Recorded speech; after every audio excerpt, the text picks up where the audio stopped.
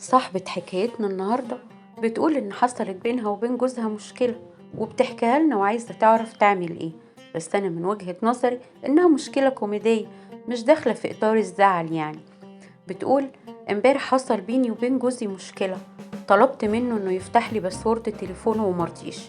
قلت له: ليه مش عايز تفتحه؟ يبقى أنت كده مخبي عليا حاجة، قولي مخبي عني إيه؟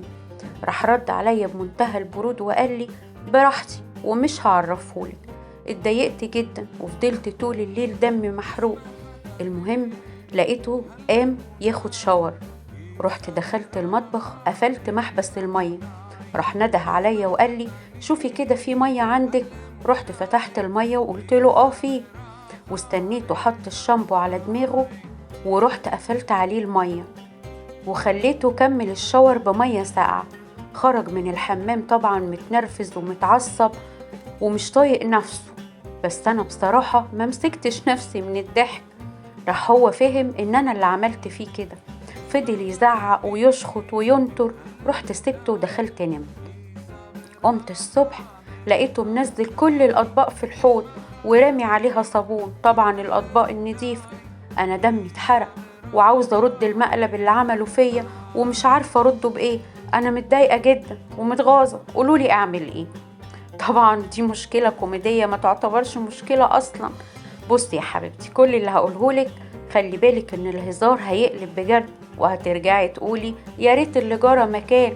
خلاص انتي عملتي فيه مقلب وهو أخد حقه خلاص. أما بالنسبة للفون، مش معنى إن هو مرضيش يفتحلك الباسورد يبقى فيه حاجة غلط، لا طبعا، دي داخلة في إطار الحرية الشخصية. في ناس ما بتقبلش إن يتشك فيها وما بتقبلش إن حد يدور وراه. ممكن مثلا يكون في محادثات بينه وبين اصحابه مش عايزك تشوفيها، في كلام خاص يخص حد من اصحابه مش من حقك ان انت تعرفيه، فما تكبريش الموضوع وعدي. انت عملتي مقلب وهو خد حقه والموضوع خلص وانتهى خلاص.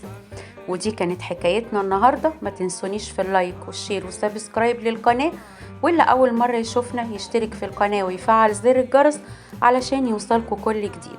وما تنسوش اللايك لأن دي طريقة الدعم الوحيدة للفيديو. واستنوني في فيديو جديد وحكاية جديدة في حكاوينا مع تومة.